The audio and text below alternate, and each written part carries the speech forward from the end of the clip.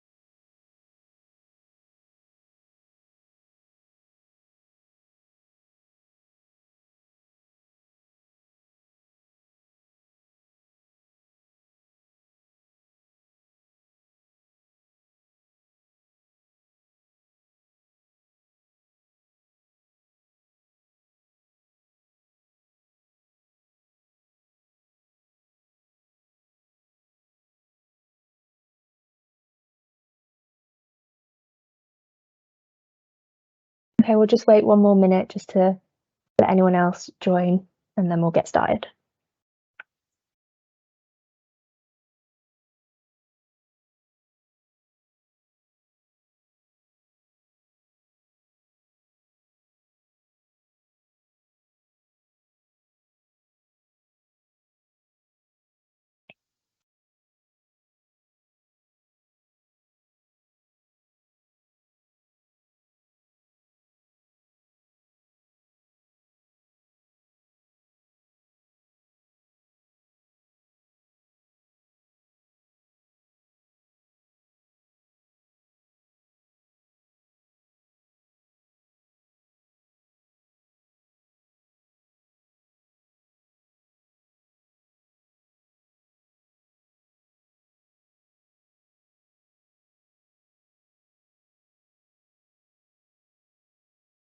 Okay, well, good evening, everyone.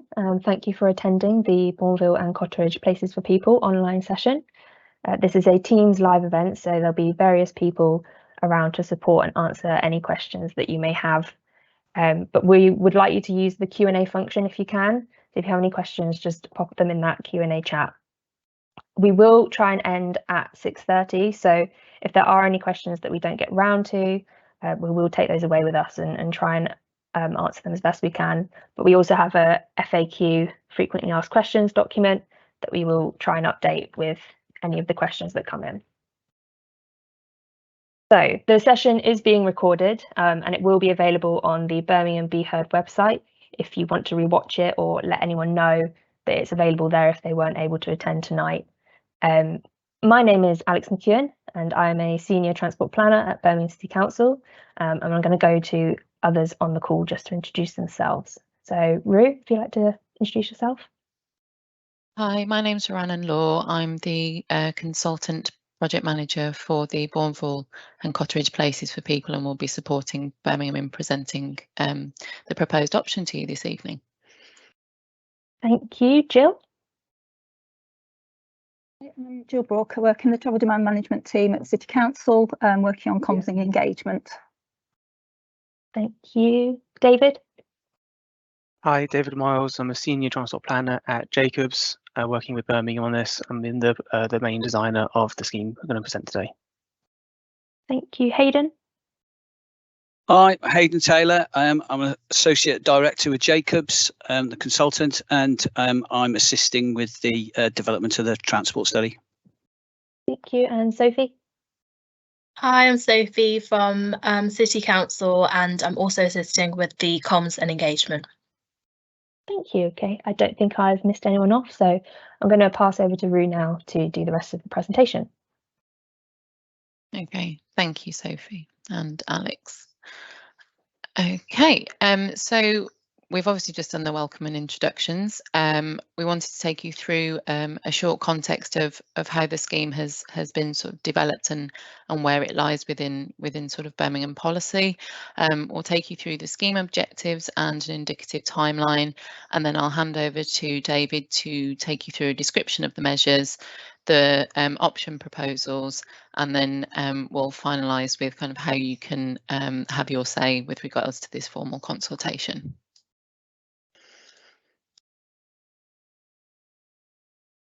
So in terms of the context for the proposed Places for People scheme in the Bournville and Cotteridge area, it is linked to the Birmingham Transport Plan principles, in particular prioritising active travel in local neighbourhoods, which aims to create calmer, cleaner, safer places for people where local needs can be met without a car. Rather than delivering on a basis of themes or modes, for example, sort of cycling or road safety schemes, the Birmingham Transport Plan is focusing on specific geographies, bringing forward schemes and programmes to holistically tackle transport issues on the basis of corridors, centres and neighbourhoods. The Places for People programme focuses on these neighbourhoods. So with other transport improvements to be delivered alongside this proposed scheme, these include car-free school streets, safer school streets, cross-city bus improvements, the A38 Selly Oak to Longbridge cycle route scheme, and Bournville Lane Selly Oak Road local safety scheme. These aren't part of this formal consultation, but they are going to be delivered holistically and as part of the Birmingham Transport Plan. In terms of scheme objectives, as I mentioned previously, they link in with the Birmingham Transport Plan, and we're looking to kind of deliver the prioritising active travel in local neighbourhoods to make streets safer and more pleasant for active travel, so it can be the go-to choice for shorter trips, and also to enable communities to use local space within their area.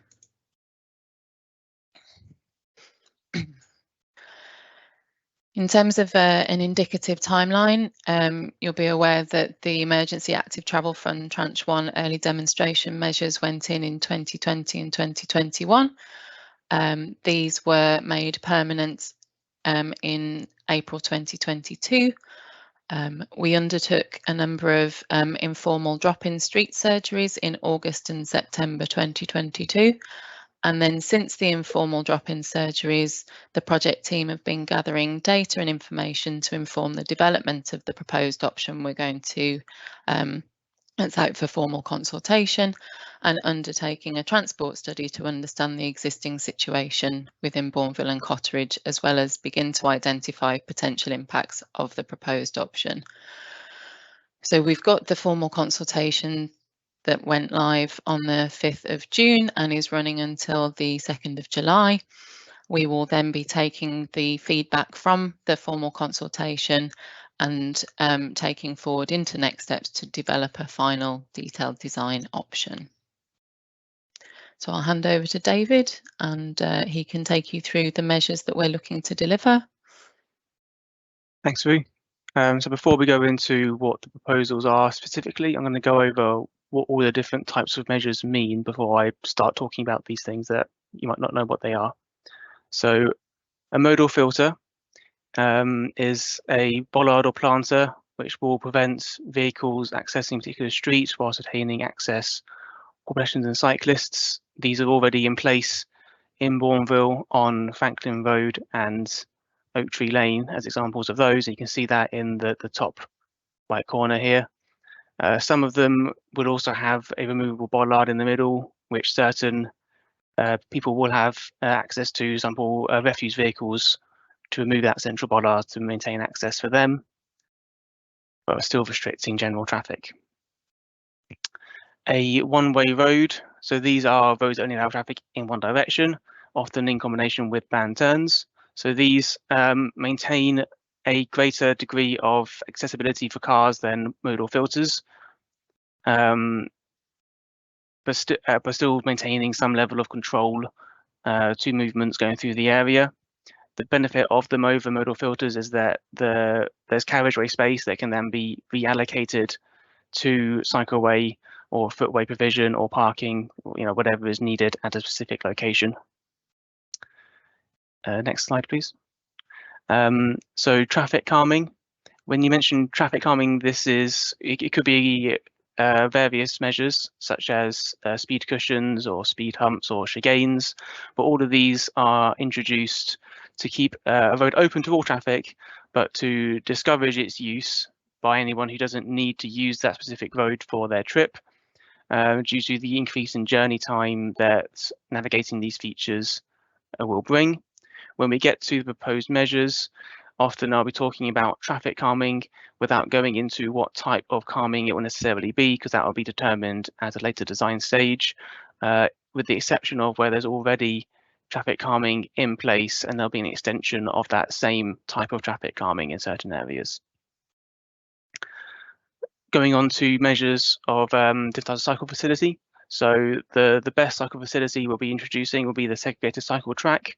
So this is fully segregating cyclists from all other vehicles and pedestrians, often with physical separation as well between the carriageway and the footway. You can see in the image here, this is an example taken from the southern extent of the existing cycleway coming down from Selly Oak on the A38. And then if you go to the next slide, so shared use paths is the next step down from that, where you have a single wide path, at least 3 meters wide, which is designed for all types of users together. And then finally, we have the on-road cycle routes, which is simply a section of road where the traffic flows and volumes are low enough to make it safe and suitable for cyclists to mix with general traffic, with or without a cycle lane, depending on the needs of the area. Next one, please. So there are 2 types of crossings which are being proposed throughout the area. There will either be signalised crossings, which can either be for pedestrians only or for cyclists as well, which is referred to as a toucan crossing. Signalised crossings will be put in wherever there are higher vehicle speeds or a higher number of pedestrians to make sure that the crossing is safe for all users. And then the alternative would be the raised zebra or parallel crossing, the parallel part being for cyclists next to the zebra crossing. These will be put in conjunction with a raised table so that vehicles will have to drive slowly at the same points of where the pedestrians are crossing to maximise safety for those people crossing. And then finally, we're looking to do curb adjustments at junctions. So these are in places where the existing junction alignment of the bell mouth of the junction are very wide, as you can see in the top example there. These will be adjusted to have tighter corners to force vehicles to navigate the junction at a slower speed, whilst also widening the footpath and reducing the crossing distance for pedestrians. And you can see on the bottom example there that tighter alignment for a junction. So now I'm going to go over the proposed option for Bournville and Cotteridge. So this is the overview of it all, and I'll go into the individual measures in further slides, but this is seeing it all together holistically. You can see the red squares are where we're proposing modal filters. There's the purple arrows for one-way streets, the various green lines for cycle paths, the diamonds for crossing locations, the orange dotted lines where we're proposing traffic calming, and we're not showing the proposed curb adjustment locations because they're everywhere and it'll just clutter the map up too much. And I'll go into all of these different measures now. So firstly, for the modal filters, we're retaining the 2 existing modal filters on Oak Tree Lane and Franklin Road. And then in addition, we're proposing new modal filters on Willow Road and Elm Road to the south of Raddlebarn Road. These are there to prevent the through trips which are occurring between the Linden Road and the Raddlebarn Road, which are cutting through the quiet residential streets and the high street on Sycamore Road, Bournville Green and that area.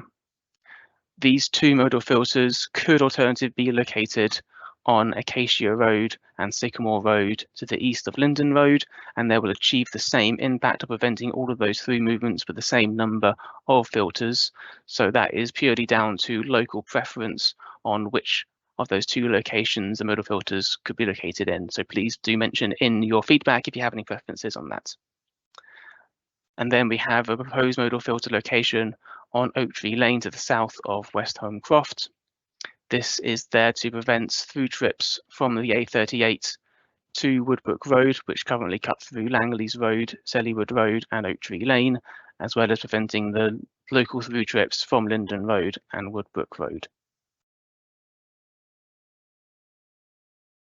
So onto the one-way streets. We are proposing an alternating one-way street system on Maryvale Road and Beaumont Road. So this will ensure that there is not a single straight line route along either Maryvale Road or Beaumont Road to get between Heath Road and Franklin Road. This is currently a route which is heavily used by HGVs, and this is looking to make this route too difficult for HGVs to perform, to encourage them to use the proper routes along the main A roads in the area, but still maintaining full access for local residents in that area. We are also proposing one-way streets southbound on Cobb Lane and one-way northbound on Hole Lane. These will restrict the through movements to and from the A38 between there and Heath Road and further on to Middle Park Road, but still again allowing access for local trips. For traffic calming, we are proposing an extension of the speed cushions on Northfield Road so that the entire of that corridor between Linden Road and Middleton Hall Road is included. Again, so this is what I was talking about, where as there's already existing speed cushions in place along part of this corridor, it will be an extension of that same type of traffic calming, but the other bits we're proposing will not necessarily be speed cushions. But then, so on Selly Oak Road, we're proposing traffic calming because we accept that the proposals we are putting in on Maryvale Road and Beaumont Road will lead to an increase in traffic along Selly Oak Road. So a calming system will be put in place to further discourage trips from diverting onto Selly Oak Road and instead staying on the more suitable A roads. And then as well as that, we're having traffic calming system on the corner of Bournville Lane between Selly Oak Road and Linden Road, where there have been several complaints about safety on a corner with the T-junction there to just reduce speeds going through that area. So for cycle facilities, on the map, you will see that there are solid lines in dark green and light green and dotted lines as well. The solid lines are where we're proposing, so solid dark green lines are where we're proposing fully segregated facilities. The solid light green lines are where we're proposing shared use paths, and the dotted line will be the on-road facilities. So there'll be an on-street cycle route along Oak Tree Lane, Highland Way, Sellywood Road and College Walk. This will connect to the existing cycle route on the A38, which, as was mentioned earlier in the context, is also being improved. There'll be a segregated cycle route proposed along Bournville Lane and Woodbrook Road, which again connects to the A38, as well as to this other on-street cycle route on Oak Tree Lane, which then continues as a shared use path along the eastern section of Woodbrook Road to Linden Road to connect to the schools in the area into Bournville Green. There was also a shared use path proposed along the rest of Bournville Lane from the east of Woodbrook Road to connect to Bournville Railway Station. And a segregated cycle route along Selly Oak Road between Bournville Lane and Heath Road, which then diverts down along Heath Road between Selly Oak Road and Hole Lane. And then this continues as a shared use only path on Heath Road South and Lawrence Road to again link to the A38. So all of these are designed to bring various areas of Bournville and Cotteridge greater accessibility to the A38, where again we're having a improved cycle facility being introduced as part of a different scheme. I'm not going to go into the individual locations of every single proposed crossing location and all of the curb adjustment locations, but just to bring out a few key locations here, we have several crossing facilities being proposed on Valdorbarn Road and on Linden Road. As you could have seen on the first map of the overall proposals, there were many more both signalised crossings and raised zebra and parallel crossings proposed throughout the Bournville and Cotteridge area. And as I mentioned, the curb adjustments also a number of junctions within the area. There'll be too many to list out in this presentation. Right, thank you, and I'll pass back to these Birmingham colleagues.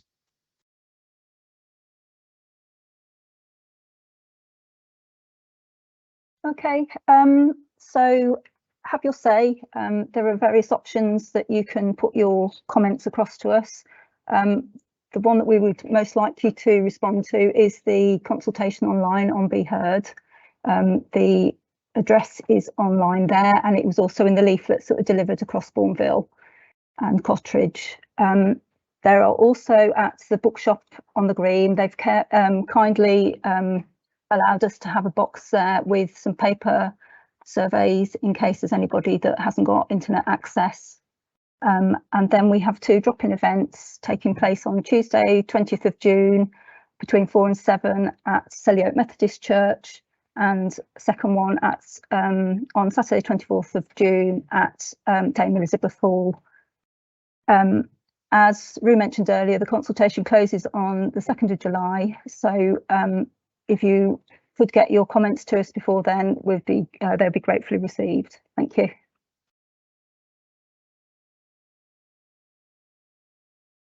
Okay, thank you. If we can go to the Q&A, so Sophie, if you could just let us know if there's any questions in the chat. Yeah, so the first question we have is on behalf of people living in the proposed one-way system in the middle of this scheme who couldn't attend. So what is the reasoning behind the one-way systems for Beaumont Road and Maryvale Road? Were they informed by traffic modelling, and if so, what did it suggest? Okay, so I mentioned briefly that yes, the purpose of those one-way systems is to ensure that there isn't that straight route between Heath Road and Franklin Road, which is currently heavily used by HGVs. So the purpose is to make sure that the route is as difficult as possible to perform for larger vehicles, because they have to perform multiple turning movements instead of just remaining on the A roads. We have done modelling of this area. I'm going to pass over to Hayden, who might hopefully know more about the modelling results for this area. Hello. Yeah. So there's as part of this study, there will be a transport study report. So yes, we utilised Birmingham City Council's existing traffic model. We used some of the existing traffic data, and we also undertook new surveys where there was lacking in data in November 2022. So yes, basically it's backed up with modelling, and I think the report will be published, I think, by Birmingham. I'll defer to Birmingham when that will actually come out. We're just waiting for confirmation for that to be published. So just watch this space on that one. You get another question, Sophie? Yeah, has the effect on businesses on Bournville Green been assessed?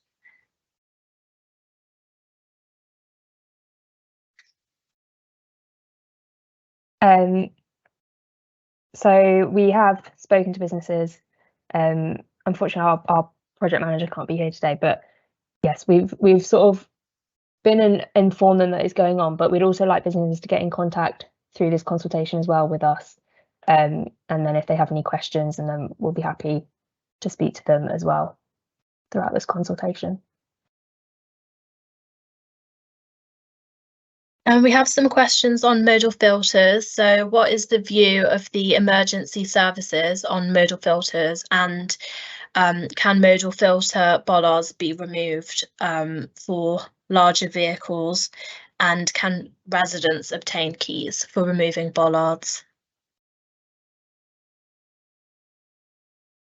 I think the general feedback that we receive from emergency services is that yes, they can have a key, but they tend to just reroute their routes. So we inform them of any changes to the roads, and then yeah, they find it easier to just go around them because it's a lot quicker than unlocking bollards. But they will be consulted with in stakeholder engagement for any queries that they may have about the proposals.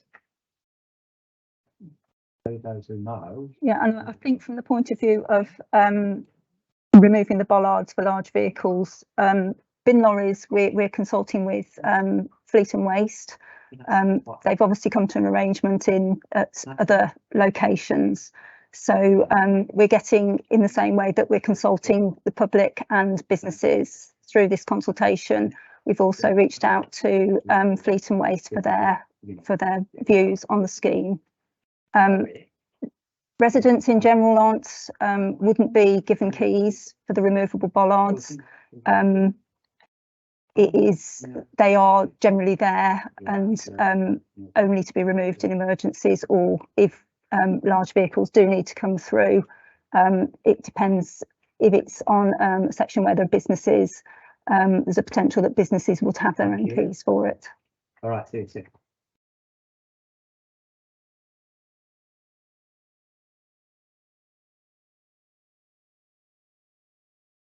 Another question, with the redirection of traffic, what steps will be taken to reduce traffic in the Oak Tree Lane, Raddle Barn Road and Beaumont Road areas?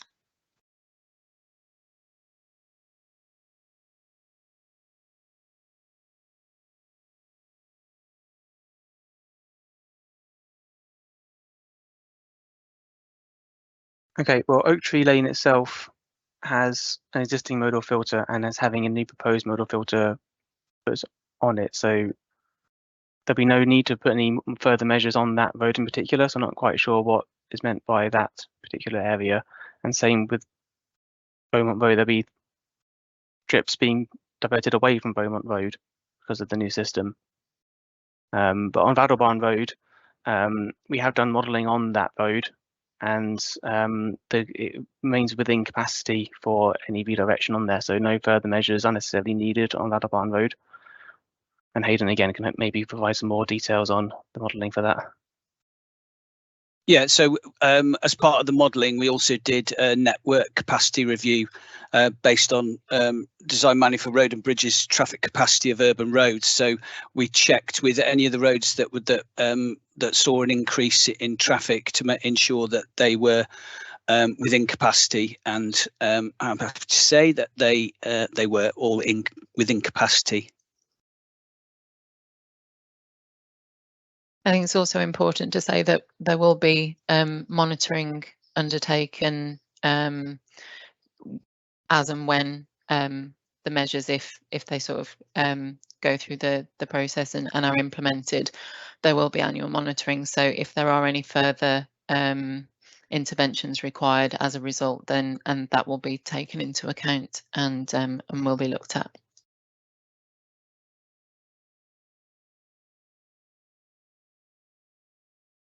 Okay, next question is, how much can this plan reasonably change? Is it a case of we accept it all, or we get none, or can individual elements be modified? So the questionnaire in terms of the survey has got options for discussing what you like and dislike about different interventions. So this proposal is not set in stone. We will be taking feedback and obviously the results from the transport study and other stakeholder consultation, for example, with businesses, and that will then feed into the development of a detailed final design. So that it's not an all or nothing. If you do like the entirety of the scheme, because we want to deliver something that was more holistic for the area, then please let us know. If there are certain aspects that you dislike, then again, please let us know. Each of the sections is based on an intervention basis, so you can tell us what you favour and which you don't. Next question, will the speed limit be 20 miles per hour on both ends of Maryvale Road and Beaumont Road?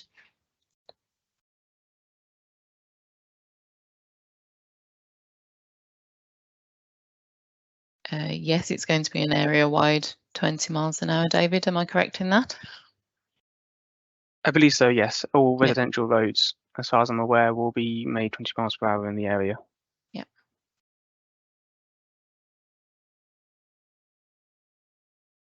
There's a question here asking, could there be designated angled parking spaces on the one-way road to ease parking issues?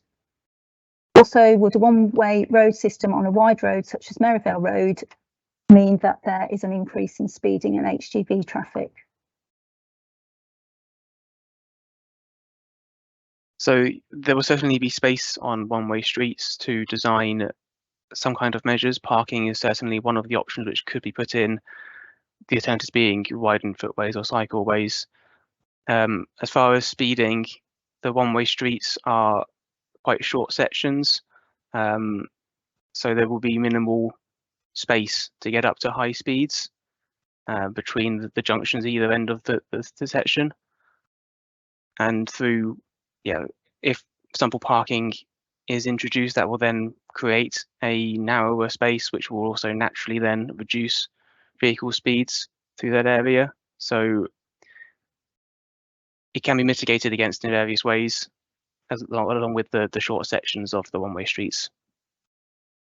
And I think, again, once measures are in place, speed shall be monitored, and with further measures such as traffic calming or modal filters available to reduce speeds if required, or to further deter any non-local traffic.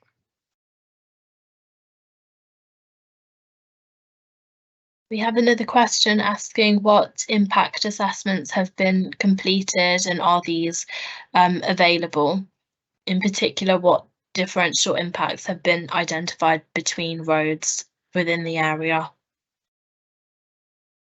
Okay, so as part of the, as I think I mentioned before, as part of the transport study, there were modelling was undertaken. So there was a AM and PM 2023 base model, and then AM and PM 2023 model with the proposed measures. So which details the reductions and increases along the various roads. And as well as as I mentioned previously, the network capacity review as well. So all the information will be contained within the transport study report.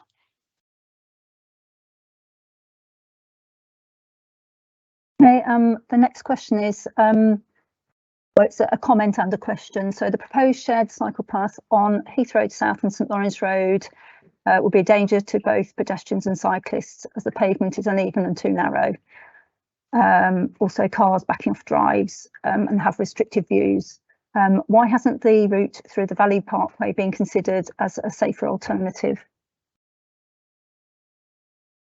Okay, so firstly, the pavements in that area would be improved and widened as part of the shared use path going into that area. It wouldn't be just throwing down a sign and saying you can now cycle on the pavement. There would be a more detailed approach to making sure it is a safe route to use. The route through the Valley Parkway has been considered, but there was an issue of getting onto that route on Middle Park Road or Whole Lane due to the use frequently high volumes of traffic on these roads. It wasn't considered a safe small link to get towards the Valley Parkway.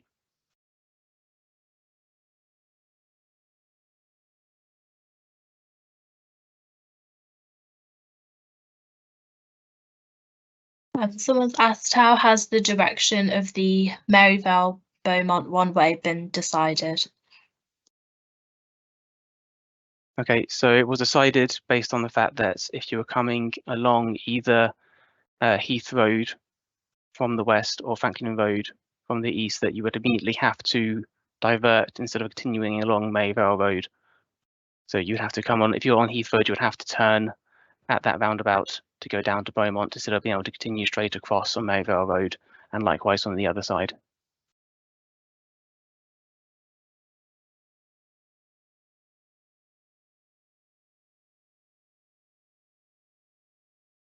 Is the question also sort of looking at why, I don't know, why is Maryvale coming away from Linden and Beaumont going towards Linden? And, you know, am I right in saying, David, that that's not definitely set in stone? We've just sort of suggested that for now. It certainly changed the other way around, but the reasons weren't to do with which is going towards Linden, which is going away. It was which way you can access Mayvale Road from the two access points into that area. So you couldn't continue straight across from Heath Road straight into Mayvale Road. If you were used to doing that route, you would have to divert and go around. Compared to the other way around, if you come in on Heath Road, you could continue straight across into Mayvale Road still, when you wouldn't be immediately impacted.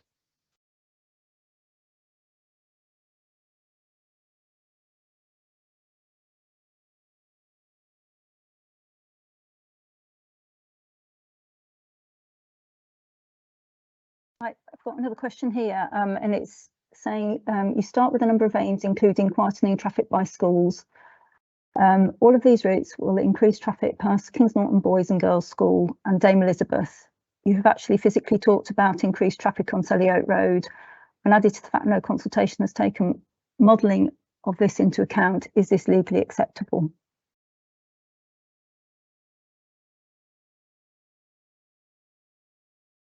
So we're introducing the traffic calming measures along both of those roads to dissuade vehicles from utilising those two roads and to slow down the vehicles that do remain using those roads. So whilst there might be certainly an increase immediately from people diverting onto those roads, the traffic calming measures would then also mitigate against that increase.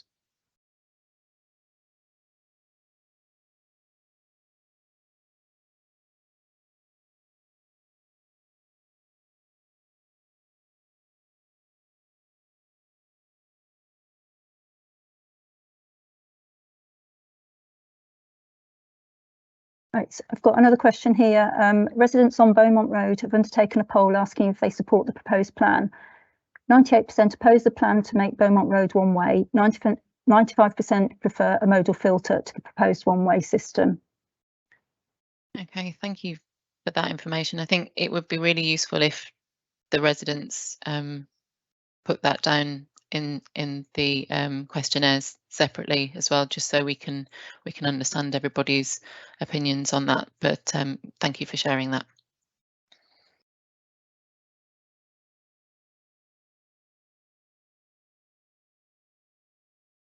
We have a question saying that many drivers currently speed down Maryvale Road. The only reason why more drive at these speeds is oncoming traffic. If oncoming traffic is removed, then the situation will become worse. A one-way solution must be accompanied by traffic calming or chicanes to make use of Maryvale Road unappealing to drivers.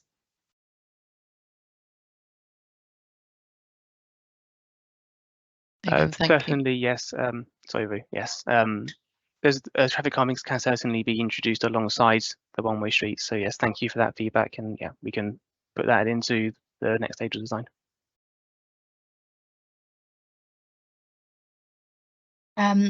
Please, can you explain how the proposed one-way northbound on Whole Lane will allow full access for local trips and maintain access for critical amenities such as shops and schools, and has the impact on the residents of Whole Lane been considered? So the full access is maintained in the area-wide sense, in that you can still do your southbound trips on Cobb Lane instead of, sorry, the northbound trips on Cobb Lane instead of on Whole Lane, and vice versa. So that's what I mean by there's no impact overall, because all the areas are still accessible. You just need to go around via a different road to get to where you need to be.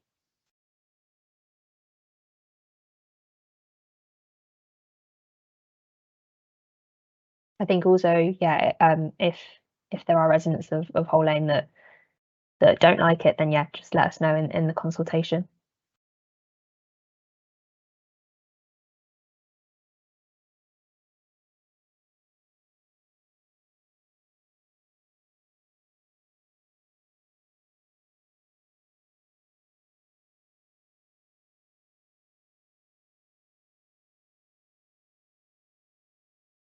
Sorry, we're just moving questions into the published section, so we're sorry for the delay.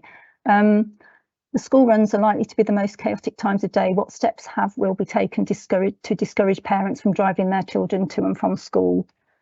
This is probably one that I can answer from our team's point of view. We do work with local schools.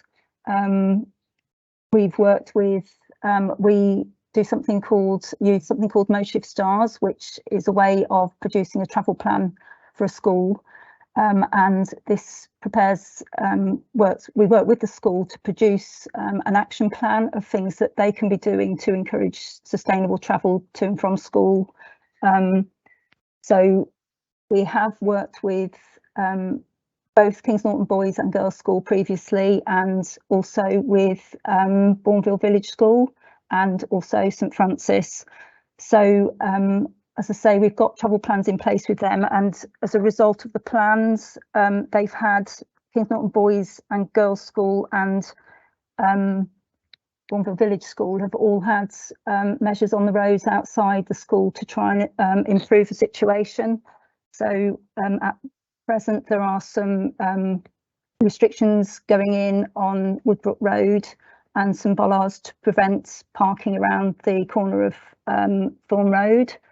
And there are some restrictions going in on, and a bus bay being put in on Northfield Road by Kings Norton Boys School to make it safer. It was something that was brought up at school council by the boys' school, that there are issues with cars and trying to overtake buses and people parking outside the school. So we've tried to improve the situation outside these schools.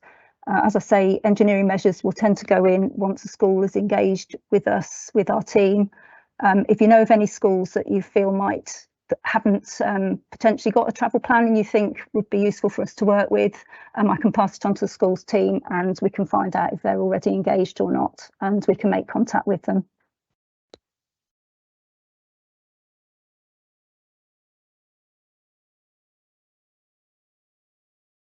So somebody's asking if we can clarify what traffic calming means. Will HGVs and LGVs still be able to pass through? Yeah, so traffic calming can mean many things. So it could be speed cushions, or speed humps, or chicanes, or there's a psychological measures that don't actually introduce any physical restrictions. All of that will be determined at the next design stage to see what is most suitable for each location, with the exception being along Northfield Road, because there's already existing speed cushions on there, then we would almost certainly just extend that existing speed cushion scheme. HGVs and LGVs will be able to still navigate those roads. The difficulty of them being able to do so will be determined by the type of calming measure. So if there was, for example, just speed cushions, then they would face very little restrictions in going down those roads. But if there were chicanes, then a lot of large vehicles would find it much more difficult to navigate. So yes, they'll still have access. The amount will be determined at the next design stage. Yeah. How would the shared use path look on Bournville Lane? This person is not quite sure on where space would be allocated to it. Okay. There is existing grass verges which can be taken up to widen the footpath, as well as in locations there's wide carriageways. I can't remember exactly which bit it is. I'm getting up on Google Earth now as we speak. So yes, yeah. So there's the grass verge on the opposite side of the trees on the carriageway. So we have carriageway, a very short strip of grass verge, trees, and then quite a wide strip of grass verge, and then footway. So the strip of grass verge between the footway and the tree line would be removed in favour of a wider footpath, which would be then your shared use path.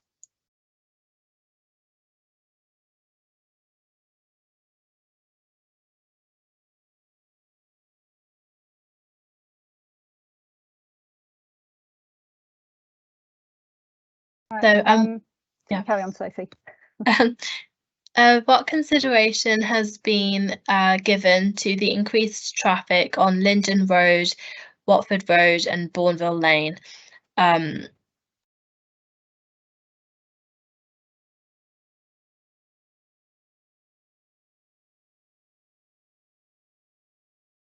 So for Bournville Lane, we do have that section of traffic calming on the problematic area between Selly Oak Road and Linden Road. For Linden Road in particular, there'll be no direct measures on Linden Road itself because it is being kept as a key distributor road through the area where traffic will divert onto, and it is a suitable road for that use as seen in the modelling we've undertaken. There's capacity for it to maintain this use.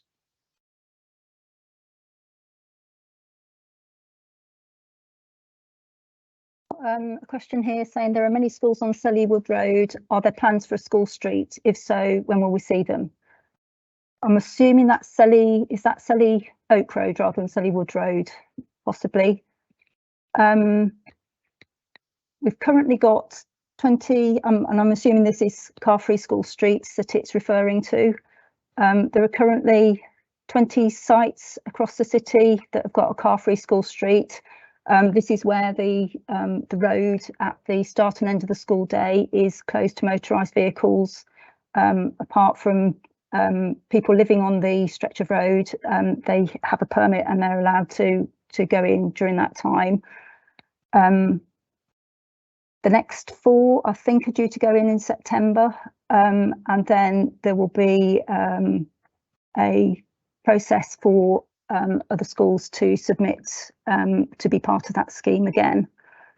So that will be publicised through social media and on the City Council website.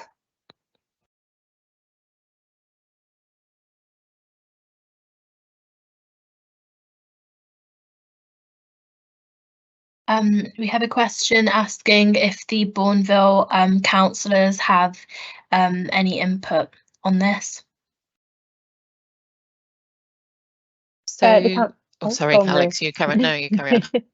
No, I was going to say that they've been engaged throughout the process, so they're very aware of the proposals. Yeah, I don't know. Is there anything else you wanted to add on that, Rue?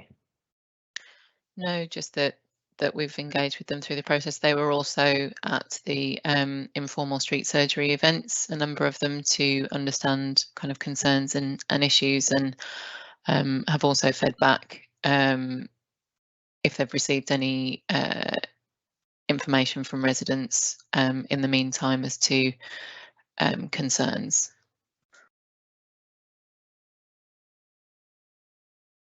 We have another question further up asking why they've not been consulted on the plans until now.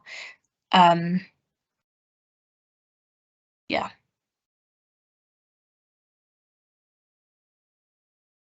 Yeah, so I mean, we've carried out the informal street surgery sessions, and they were used to inform this design. So any issues that came up in those, we've tried to make sure this design looks at those, and then obviously the formal consultation is going on now. So as David mentioned and Rue mentioned earlier, the design isn't set in stone. It can tweak and change with comments that are made.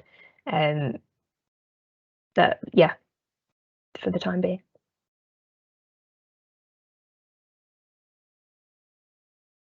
We have another question here. Can you guarantee that the traffic data modelling will be made available before the end of the consultation? We are looking to get the report published as soon as we can. So yes, we will try and get it done before the end of the consultation.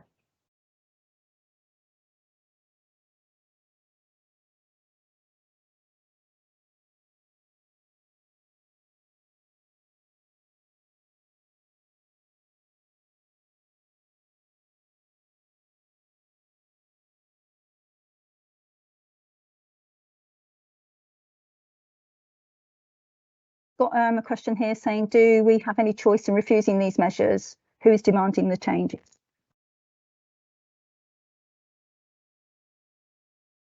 So as I mentioned, as part of the Birmingham Transport Plan, we are looking to deliver places for people across the city, with the congestion and on roads and carbon emissions from transport contributing to climate change and air pollution in Birmingham. We do need to take action to create an environment where people can use active travel, walking, cycling, scooting for their local trips, and have access to high quality public transport for longer journeys. So there isn't necessarily an option to remove all measures or do nothing, but I think, you know, please feed back through the questionnaire with regards to your concerns, and they will be taken into account.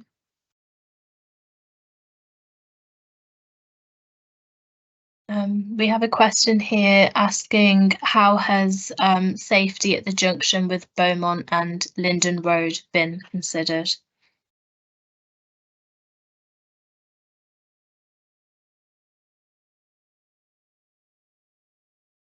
So there is firstly a new proposed crossing being put in at a junction, which will naturally cause vehicles along Linden Road to slow down when that is in effect. But also it's quite a tight junction existing, so vehicles cannot operate around that junction at high speeds, which makes it naturally quite a safe junction regardless. So combined with that crossing point being put in, it's going to be vehicles are going slow through that area, which is the best way to make it an area safe. I just want to add that the City Council's road safety strategy is currently being refreshed. So when that comes out, it will look at improving road safety across the whole of Birmingham. So that'll be a good one to look out for. And additionally, as part of any detailed design, sort of further road safety impacts will be considered as part of the detailed design development.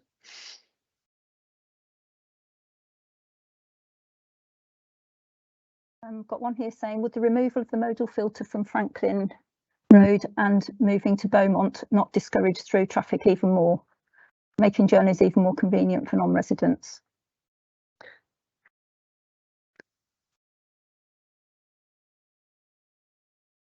So the filter on Franklin Road isn't being removed because that is currently stopping through movements from occurring from Franklin Road through the area to Selly Oak Road and then down to Northfield to Middleton Hall Road. That is a very key modal filter preventing those movements. So moving that to Beaumont Road will simply shift the issue without fixing the overarching, without fixing the area-wide issue. So yes, it would be better for people on Beaumont Road, but not for people on Franklin Road. That's why we're looking at putting measures on both roads.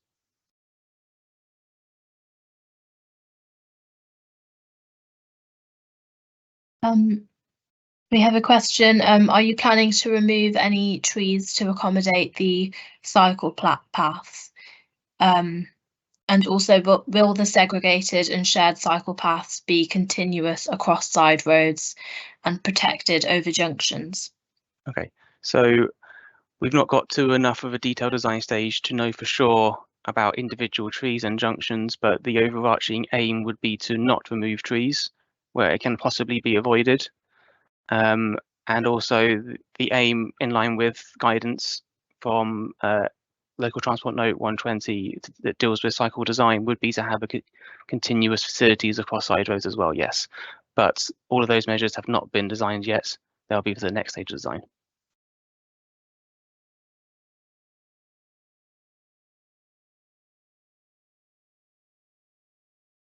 I've got one here saying blocking off whole lane by making it one way cuts off the residents of Jervois Drive from being able to access Bournville and Cotteridge, with them having to make a mild diversion onto other side roads, increasing traffic and pollution. Have they been informed of this proposal?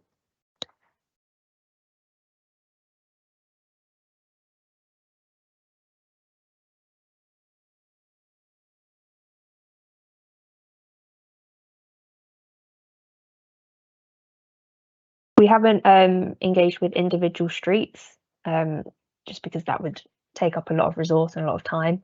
But we are open to hearing, obviously, all comments from everyone and residents. So any issues and concerns that you may have, especially, or if residents have any issues and concerns, then just please fill out the Be Heard consultation, and we can take those into account.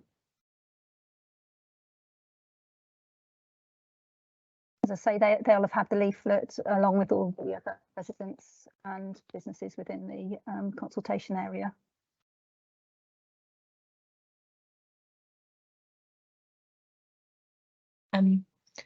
What consideration has been given to cyclists using the towpath or cycling to the station? The cycle path goes to Bournville Lane, but the cycle parking at the station is accessed from Maryvale Road. Cyclists will need to make multiple turns to cross Linden Road, which is more dangerous. Yes, so I looked at length and trying to get the cycle route to safely access the canal towpath, but unfortunately there was no safe way to extend the route in a way that which was suitable for all users because of the steepness of Franklin Way, meaning that anybody but the most keen cyclists will not be able to cycle up Franklin Way, or the narrowness of Maryvale Road itself, again, not leading itself to safe cycle measures to get them to that canal towpath link. So unfortunately, there was just no safe way to create that link to the towpath.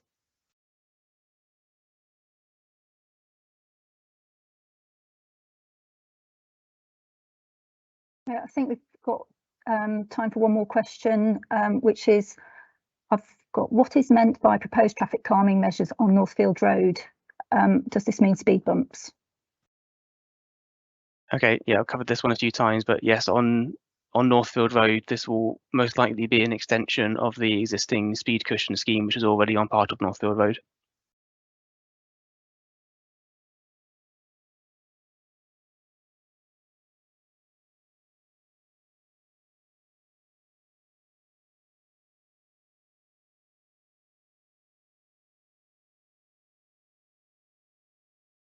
Do we have one more that we can do just in the time that we have? Are cyclists able to go in the opposite direction to one-way traffic on Beaumont and Maryvale? I can take that one. So currently guidance from LTM 120 states that any contraflow cycle movements on one-way roads should be accommodated by segregated infrastructure. So at this time, segregated infrastructure isn't incorporated as part of the proposed option due to the width constraints and on-street parking. So at this time, probably not. But again, the detailed design of this scheme has not been, will be taking into account feedback from the survey. So please, if there's anything that you would like us to consider additionally to the one-way roads, then please let us know.